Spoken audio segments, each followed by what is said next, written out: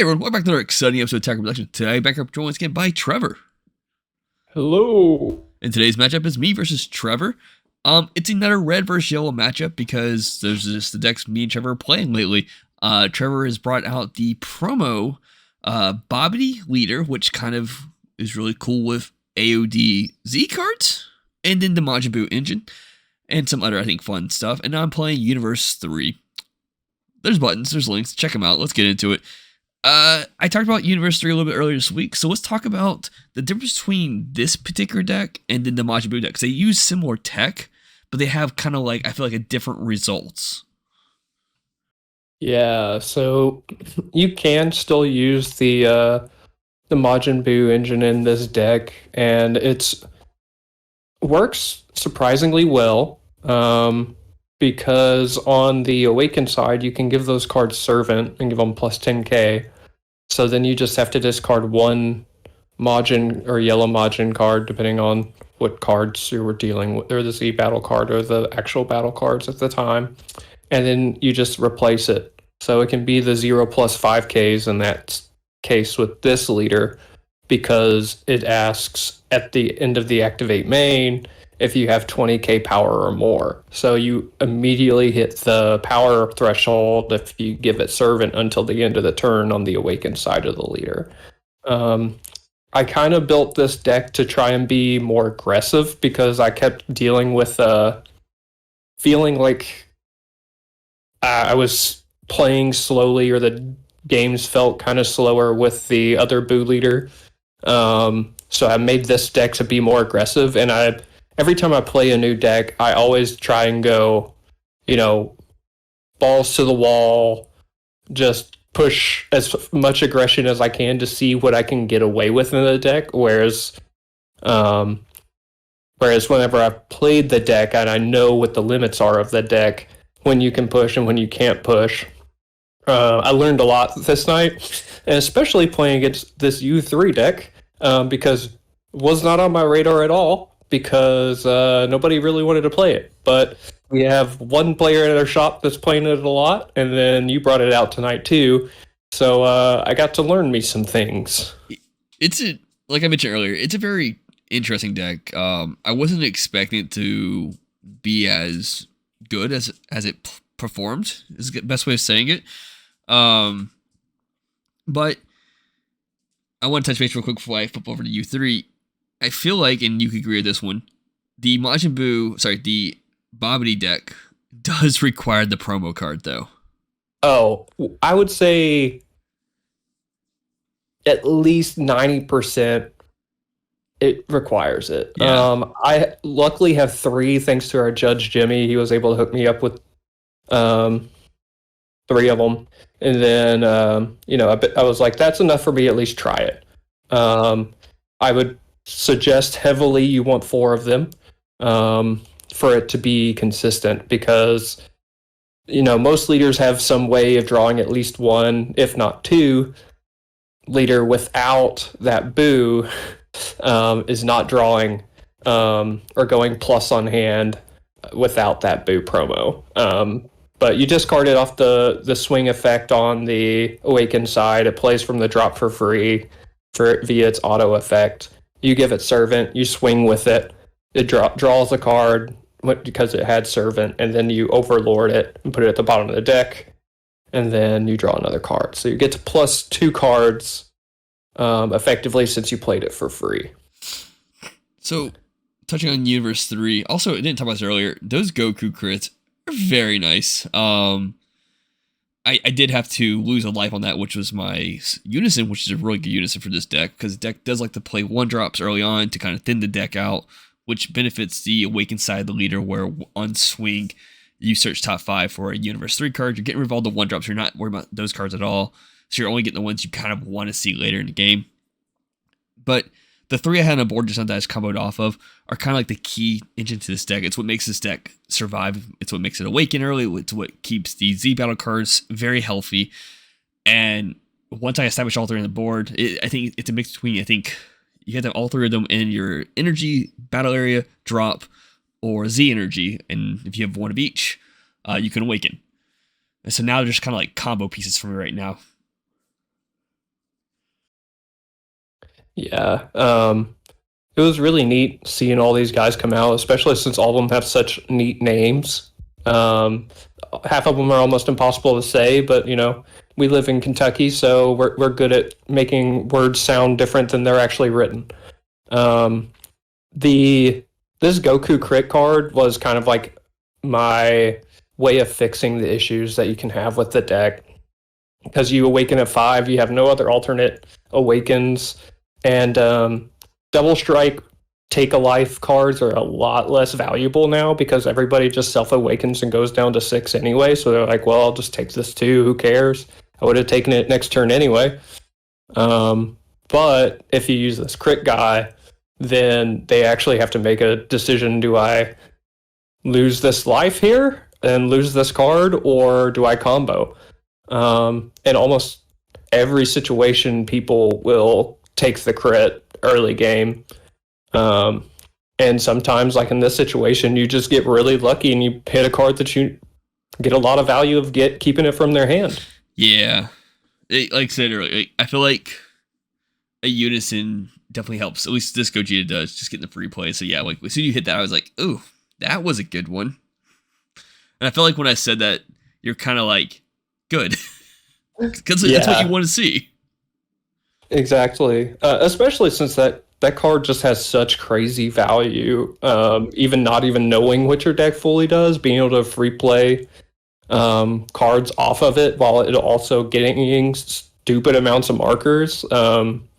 Just seeing that hit the grave as opposed, well, drop area instead of your hand definitely was a nice thing to see.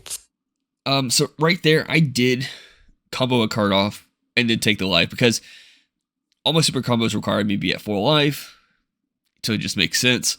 But I needed another card of my Z energy going into my turn 3 play. You're tapped out, so I feel very confident going into the Z battle card this turn, which, as I mentioned earlier, it's what makes this deck so good. I think I'm checking my Z energy before the card real quick before I go into the auto. Yeah. But it plays itself. It puts cards underneath it. It not only through the Z stack, but on the auto on play, it pulls one of each of the little guys, and they all have their own effects depending on what you put underneath them. The 1-drops have a 5k permanent boost as long as they're underneath an Alaza or whatever the other guy's name is, and then the 3-drops will all the 1-drops but Koisekai, but the 3-drops have an effect where they will neg a card by 10. And so, like, if you load all 3 negs, you're choosing 3 different targets on the board. Now, you are playing the Majin Buu, which does have barrier and double form of protection. So, obviously, I'm coming off, as you see, a 3-drop here to be able to get at least 1 neg out to clear out the Goku on your board and then give the rest of it as a boost for the battle card. And it has barrier until the end of my turn. Yes, I'm playing as a yellow deck. You could have Final Flash, but knowing you're being more aggressive makes you feel a little bit safer on this play. Yeah. This whole night, I made a lot of questionable plays. Sometimes, they pay off. You play aggressively, and your opponent just happens to not have what they need to have. But the game has so many free value stop opponent plays now, that the cost of them, like the token negate blockers, the in archetype negates, like the Kamehameha and your Goku GT deck, for example, that playing aggressively is, unless you can go insanely wide, is a lot more difficult than it would have been, say, like 5 sets ago. Yeah. To clarify, and that was the last time I played aggressive decks. Got you. To clarify, I chose not to swing because, like you mentioned earlier, we have had another guy at the shop bringing U3, and I didn't know what his full experience was with the deck yet, or at least how well he's been performing. And I played him actually round 1, so I kind of saw where he was at. But beforehand, I wasn't aware of people's experiences with this deck. And so I didn't want to swing with that Z battle card just for you to turn around and then swing attacks into it to get rid of it. So I kept it in active mode because I wanted to make sure it survived this turn. Yeah, if that card were in rest mode, it would have definitely been a swing at this card target. Um, Now, uh, you have a card. I'm not sure where it will be. And oh, yeah, you didn't have a card to discard, I think, and you didn't want to give it servant, if correct, right? yeah, so this is something that I have a tendency to do where I see potential future plays and I want to maximize like a card's value based on like its conditional texts that appear on it. Um, so I didn't want to give that Boo servant and my other Boo that I played servant because I didn't have a yellow Majin card in my hand to discard to draw a card off of it. And I wouldn't have gained dual attack because you have to discard a yellow Majin card as the cost. So at that point, it would just been a 20k single swing. So I was like, well, I don't want to do that. That seems really stupid. The So as a result, you were able to Wolfang Fist and remove it because at that point it's just a 10k with barrier. And Wolfang Fist, of course, in my unfortunate circumstance, says ignoring barrier. So, and it negs, it doesn't KO. Yeah, and I will say, looking back on it, yeah, I had a blocker. I didn't want to waste a blocker in that attack, but I did tap out to get rid of that card because at the time I didn't know if you played the full engine or what degree of engine you played. And yes, you can only really go up to chain on your opponent's turns, but I was just trying to be safe. And so I've spent this whole turn trying to maximize the card that I'll be playing soon. Here we go. The Majin Z battle card. So I wanted a card in rest mode that did not have barrier. I think this might even say ignoring barrier. It does say sure. ignoring barrier. As you can see, I go to grab my Z battle card initially, and you say, no, I want this card. And I think at that point I realized you did not know the potential of that card, but then you said crit. I'm like, oh, well, that makes sense too. Yeah. So the issue is that I really wanted to get this crit. In hindsight, the correct play was instead of maximizing the value on this Majin Vegeta this turn to gain crit, remove this Z battle card because it's an issue. Can force you to use your energy to replay it.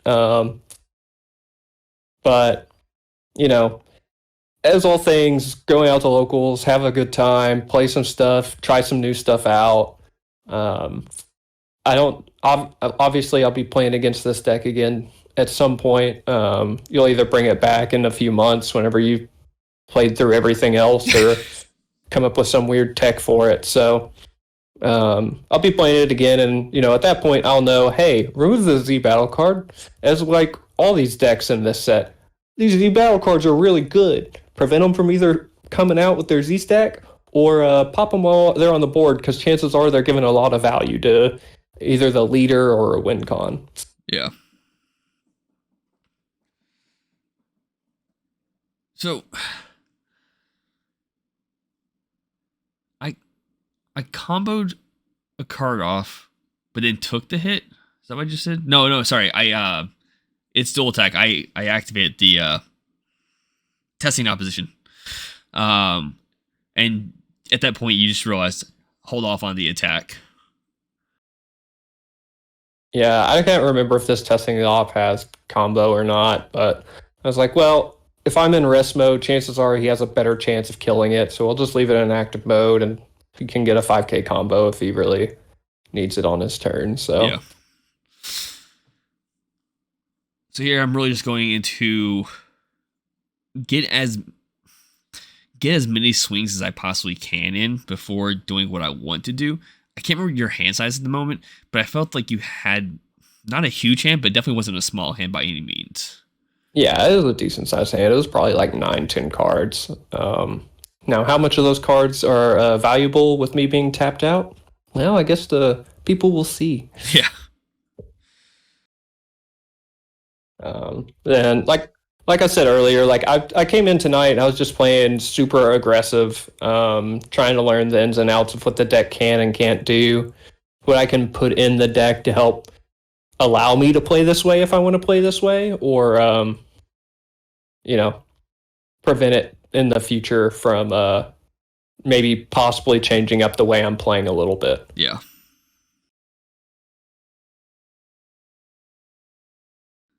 So here I'm just like I said earlier, poking out what I can. Either get you to use more cards from your hand, like you used the super combo earlier. You did take that one. And the great thing with this Z battle card is that I am reading to make sure I do it right. I can swing with this card first and then activate the main of the card to play the other one, because the way it's worded is that it plays it and then you put this card underneath the other card. So I get a swing out of with this card and then play the other one afterwards. Yeah. And if anybody asks, the reason I'm running Counterblast Sun Gohan is A, I don't know where my Krillins are right now, and B, it actually works decently well for the deck. You can tap one and rest an opponent's card so that you can gain the full effect of your Majin Z battle card, Vegeta Z battle card. Give it Servant and then swing with it. That's a 30k crit, and then you can combo off that Counterblast Sun Gohan that you paid to rest an opponent's card to gain that crit. And then that's a 40k crit. It actually works surprisingly well for one of the actual few super combos that you actually want to occasionally tap one and play for, kind of like the Zeno super combo. Nice. Yeah, I was a little bit curious, so I'm glad you kind of clarified that. Now and you'll be at the 4 life. So now this Paparoni, whatever his name is, I always forget how to pronounce it, is the other key card to this deck. In order for me to successfully go into Analyza, I need this card. I think either in my hand or in the drop. Sorry, in my hand or on field. Because the way it's worded is that I place 3 cards underneath this particular card and then place 1 Paparoni from field or hand to play the Analyza, and then Analyza will then grab practically those 4 same cards and put them back under here. And this is where you break down choosing what card you want to do, because like I said earlier, you're choosing cards to neg, and the attack on this card as well alone,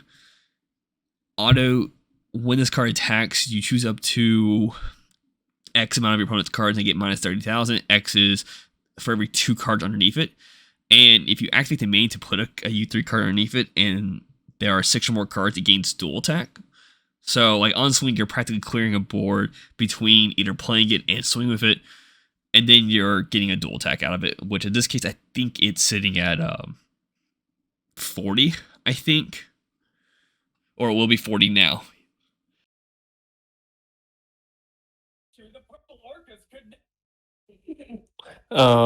Yeah, this is one of those moments where I'm looking at this card and I'm looking at my hand after you tell me all the text that's on it. And I say, welp. I look at my hand and I look at the amount of super combos I've already used, and I'm staring down this tall boy, this fancy dice on top of him. I'm wondering, man, where the hell are all my negates? Yeah, it is one of those things where, like, on this first swing, it's one of those things where you would have to have 2 of your negates just to survive this attack if you couldn't combo out of it, because if you activate negate, you play the token, then my auto will proc, and then I just neg it out, so you can't block it on the next swing, you know? But there's this wonderful negate that exists in yellow, where if you have Sparking 5... That's true, time magic, yeah. You take a life and you can keep it from restanding. Yeah, I run those. Didn't see it. Yeah. And I know how much Bancroft loves counting up his cards at the end. So I'm just sitting there knowing what's in my hand. And I'm just like, yep, okay. You already won literally when you turned it sideways. You already had more than enough power compared to what I had in hand at the time. So I was like, I know how much my guy likes comboing out the hand and going high. So if you play best of one sideboard at your locals, I highly suggest maybe looking into having Time Magic at a 4 of in your sideboard for situations like this. Yeah, for all the dual attackers out there, Time Magic is very strong. And with that being said, thank you all for tuning in. Keep in mind, just buttons down below. Links in the description. Check them out. Bye.